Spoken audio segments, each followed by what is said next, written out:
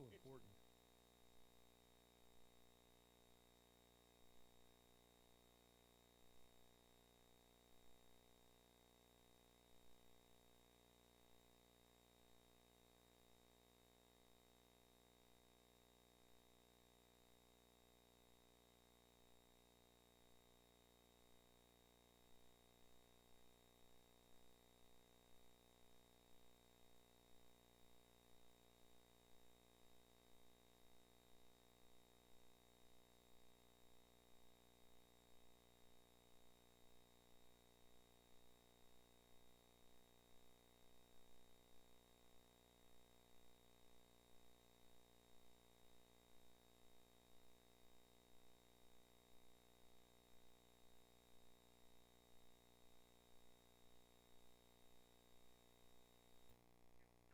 Welcome to today's Global Connections program. I'm Bill Miller. What is the concept of globalization?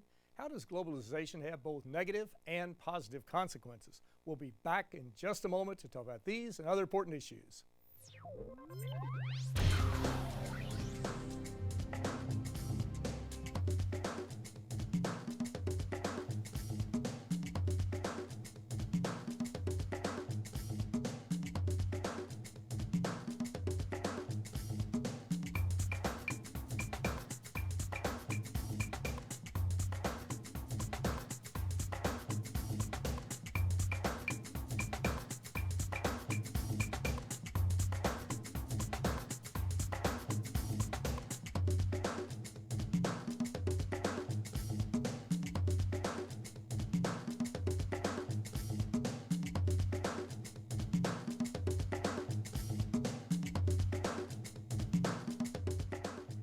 Welcome back to our show. Today we're going to take a look at the concept of globalization. Globalization impacts basically everybody on planet Earth, and we're going to learn a lot more about it today. My guest today is an expert in this area. My guest today is Dr. Tony Carter. Dr. Tony Carter is a professor of management and is also a director at the School of Business at the University of New Haven. In addition, he is a visiting professor at Columbia University's Graduate School of Business, where he teaches in the MBA program. Dr. Carter, welcome to today's Global Connections program. Hi, Bill. Nice to see you. It's been about a year and a half. At least, right? Good to see you again. Nice I appreciate you being with me today. Globalization is a concept we hear a lot about, but it's kind of a squishy, nebulous concept, and we're going to talk about it today. I thought one way we could get right into it would be to talk about some of the books that you have written, and you've written about 7 books, and you bring in globalization. But one that I'm fascinated with is, along with the other 2 we'll show, is the economic geography of globalization.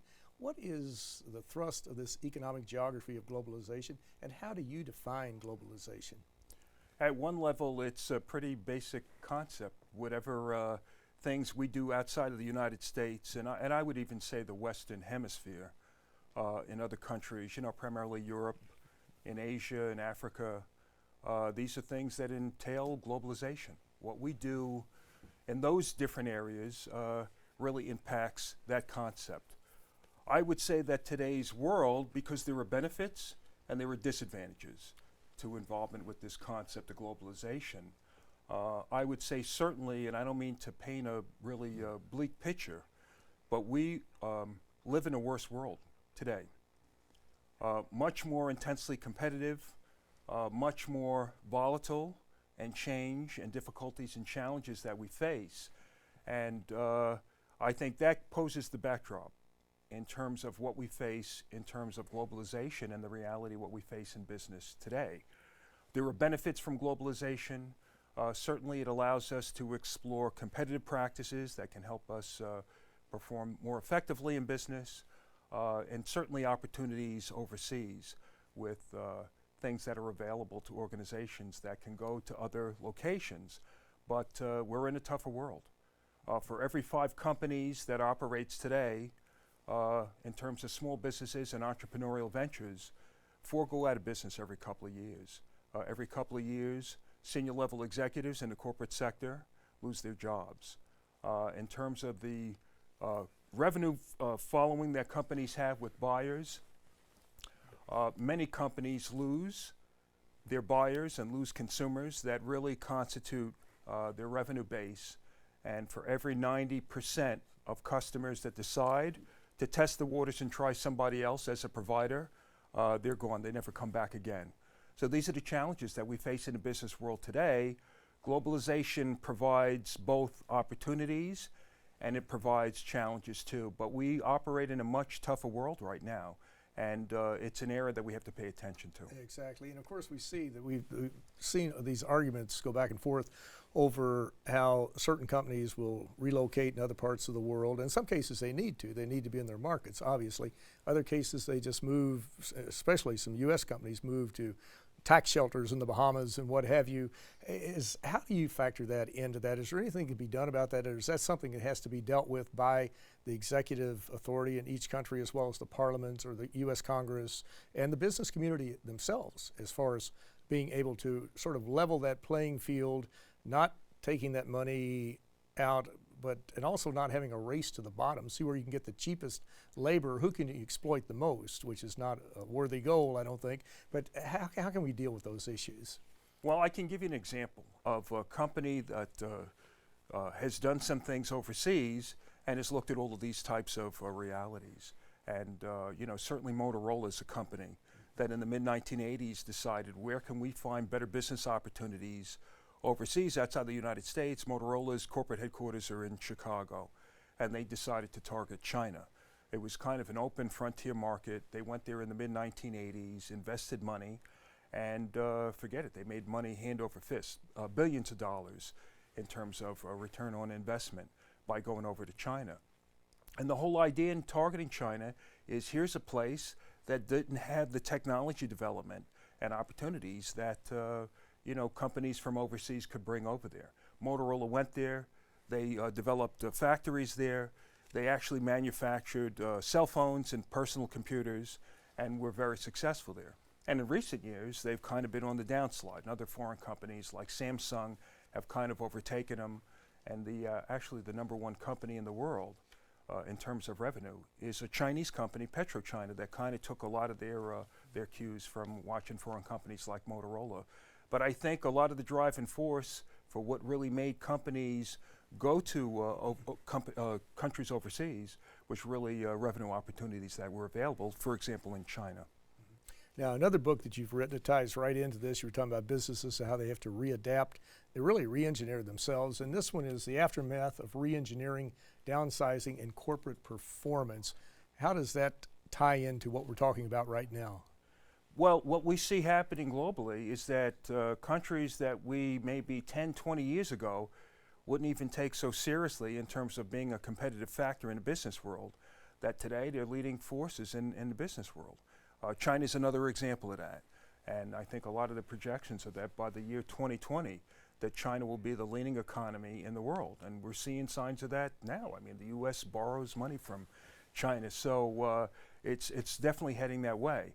And we're meeting right now in Manhattan, and there's some growth here. But if you go to China, if you go to major cities in China, Beijing and Shanghai, you see thousands of cranes and development and growth there. And those are examples of dynamic growth and advancement, and that's what you see. So I think these are things that we have to monitor. We can learn from them. There's a model in China for how they operate effectively that I think is something that in the US we may want to pay attention to also.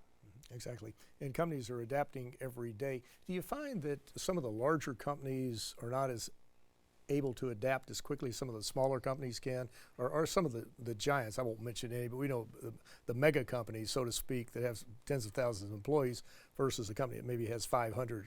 Are they getting that? Are they getting those techniques as far as adapting to markets, to changing consumer demands and things like that? Well, I think the key is to follow effective business practices. And there are some companies in the United States, certainly, that have an appreciation for that and have done that very well. A company I can think of is in the Midwest, a company called Lubrizol. It's a Fortune 500 company, and it's in the oil additives industry. It's not an oil company. It's not in the industry with ExxonMobil or ConocoPhillips, but they take oil byproducts and they make food products, they make plastics products, and they're a market leader in their industry. And Lubrizol has about 4,000 employees. They're based in Cleveland, Ohio. And I actually had received a call from them a few years ago, and their concern was, and they're market leader, They probably generate about $10 billion in revenue annually. So it's an extremely viable company, very successful. And in their industry, oil additives, maybe the total revenue that's available for everybody that competes in that field, it's maybe about $14–15 billion. So with them making $10 billion annually, they're clearly the market leader and very successful. And they contacted me, and the question was, what can we do to keep from losing our customer base? And this is a company that's the leader in their industry. Like, why would they be concerned about slipping when they're so successful? And my suggestion to them was that it's extremely important for you to always be in touch with your customer base. It's always important for you to understand your customer needs and to understand how your customers define value. You got to talk to these people, not just deal with them in terms of how you transact business dealings, but take a step back. How can we offer you things better so that you can perform better as a buyer that deals with us as your provider? And they decided to have a meeting with their top customers. And these are all the top oil companies in the world and their top executives. And I was the moderator for this meeting. And the idea was to just for 2 days, just kind of like, open it up and talk candidly, and let's talk about what works and what doesn't work and see what we can do.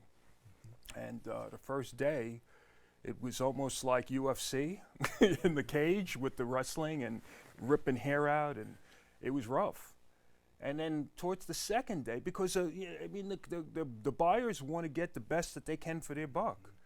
And how can you do that? And we depend on you to do that for us. And we expect you to change and provide us the quality that we want.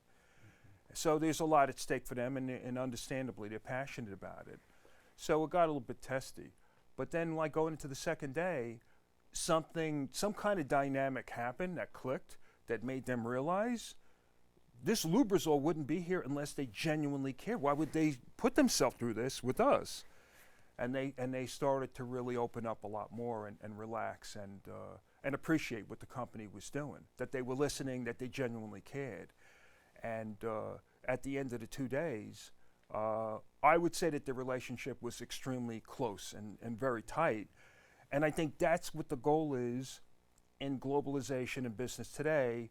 It's about how do we develop, despite the volatility, despite the challenges that we face in today's world socially, the differences in culture, how do we all get on the same page? And it's really about the dynamic of we got to talk, and we got to put it out there, and then take it from there. Exactly. And I think that to me is an example of an organization, this Lubrizol. This is an organization that gets it and understands in today's complex world, you got to do things differently than we did traditionally, because the world today is different. Exactly, it's totally different. And now, the third book we'll mention, we won't get into the others, is Many Thin Companies, The Change in Customer Dealings and Managers since September 1, 2001. And that, of course, ties right into what we're talking about today. Do you find that so many of the companies are actually merging? That years ago it used to be that you had companies, they were US based, French based, Venezuelan based, or whatever it might be, Nigerian based, but do you find that they're merging, that it's hard to tell which company is affiliated with a particular country? Or are they mostly international companies, multinationals, that really don't have a link to any one particular company or country? Well, what we're finding today I think the key is with successful and effective companies, I would say that the key phrase to really characterize how they're approaching business is partnership. And the best example I can use is going back to China. I mean, I've been visiting China since the mid-1990s. So over the past 20 years, I've been going over to China to visit, to do business, sometimes to teach, to consult, to do research. And it's an interesting model that we find in China. I call it the China business model. And it's very successful. And like I said, it's successful enough that in 1978, China decided that we will develop what amounts to, they called it the open door policy. And the idea was that they would develop a strategy so that 20 years, 30 years, 40 years later, they would be among the most competitive, successful economies in the planet. And it's been pretty successful. And the concept is based on this. It's a partnership between different constituencies. It's the consumers in China, it's the corporate sector, and it's the government. And everybody talks and everybody works together. And the idea is that we come together, maybe we make some sacrifices, maybe we don't get everything that we had in mind, but for the most part, it works for the three different groups. And we're on the same page, we're in agreement. We want to do things to advance our cause as an economy, the Chinese economy. And it's one of the difficulties that we have in the US, because if you go to Washington, there's so much stalemate between the different political parties that you can't really even fathom that somehow we would all get on the same page. But China has decided this is the way that we'll go. Well, you're watching Global Connections Television, which is an independently produced program. The opinions expressed on Global Connections are solely those of the moderator and his guest. Today we're talking about globalization and the positive, as well as some of the negative impacts of a concept that really impacts all 7.2 billion people on planet Earth. And my guest today is an expert in this area. My guest today is Dr. Tony Carter. Dr. Tony Carter is a professor of management and is a director at the School of Business at the University of New Haven. We're talking about this whole globalization process. One area that we haven't touched upon has been, maybe indirectly we have, has been that of communication. It seems that through this globalization that there's just been a geometrical increase of communication amongst not only people within countries, but amongst countries and people all around the world. How do you factor that into it? It's a key. I mean, I mentioned the Lubrizol example. It meant even at the risk of putting yourself in an uncomfortable position, it's important for people to have that dialogue. And like I said, even where it's in a threatening type of situation. And we certainly see organizations that understand that, and leaders in organization that are able to do that. One of the areas that we see in management and business right now that's kind of a growing area of attention is this idea of emotional intelligence, EQ, persuasion, the whole idea of listening, negotiation, how do we work together, how do we get on the same page? And there's actually a lot of authority for that from the medical field. I've been doing some work the past couple of years with neuroscientists. And the idea in neuroscience is that organically, people are wired that if you approach person to person in a certain way, it'll have a favorable response. You just have to understand how to do that. Again, Lubrizol was an example of that. They came directly to their buyers. We're a provider that cares. Let's talk. They did it in a professional way. They did it in a communicative way, and it was effective. It worked. In fact, Lubrizol is a terrific example of leadership because at the end of their 2-day session with their buyers from the oil industry said, this is what we'd like to see you do for us. It will provide us with greater value. Lubrizol said, that's great. We're very much open to responding to those needs that you have. Before we give you a definitive answer, we want to bring it back to our corporate office and present it to all of our employees, 4,000 employees, present it to all the employees and see what they think. And we'll give them a range of different options that we present to them. And that's what they did. From the custodian to the secretaries, administrative assistants, the salespeople, anybody in that organization that did not attend that session with the oil companies, they presented it to them at their corporate headquarters and got response from them. So I think the idea of communication is really important throughout the organization and also with your customer base too. Exactly. We were talking about oil companies. It kind of brought up this whole other concept that we hadn't mentioned up to this point is climate change. And of course, climate change is happening. Obviously, the scientific information is there. 97% of the science, climate scientists think it's happening. The Intergovernmental Panel on Climate Change for the United Nations says that humans cause 97% of it.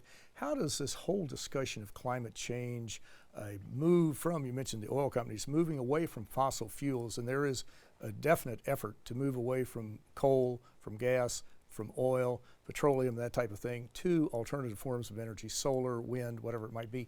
How does that tie into this whole globalization concept, and what does that hold for the future as far as maybe saving the planet and also economic opportunities? Because there are opportunities. If you're selling solar plates, you're going to make money. You hire people to do things like that.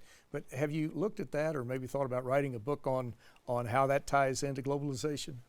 It ties into it because the whole idea of climate change, political issues and challenges, we recently in the news we hear so much about health concerns. These are all important considerations for how we function as a society and in our culture, and certainly within organizations in our economy and in business. And one of the things that we see that relates to this is this concept and idea of systems theory, systemic thinking. And systemic thinking, it's a concept and theory that originated in management about 30 years ago. And the concept says this, that when you operate in an organization, could be in Washington in the government, could be for a company, Microsoft or Toyota, whatever the organization is, the United Nations, the idea is this.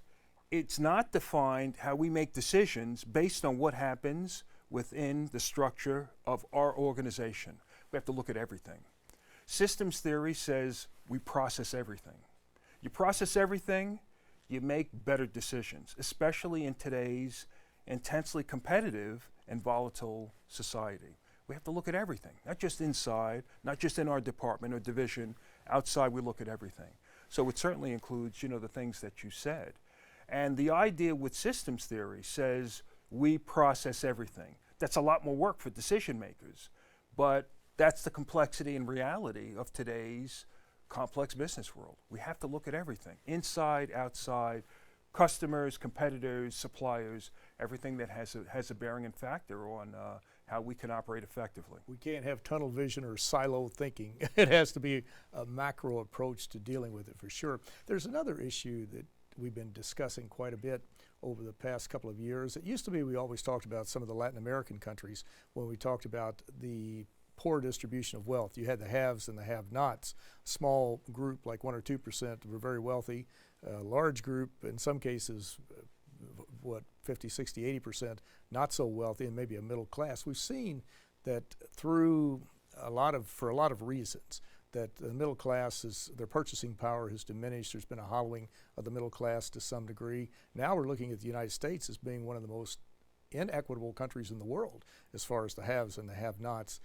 Have you looked upon this? Do you bring this into your discussions when you're talking about globalization, or is this more of a function of tax laws, the ability of companies to get Congress to pass laws favorable to them that gives them more profits, they pay fewer taxes, or is it much broader than that?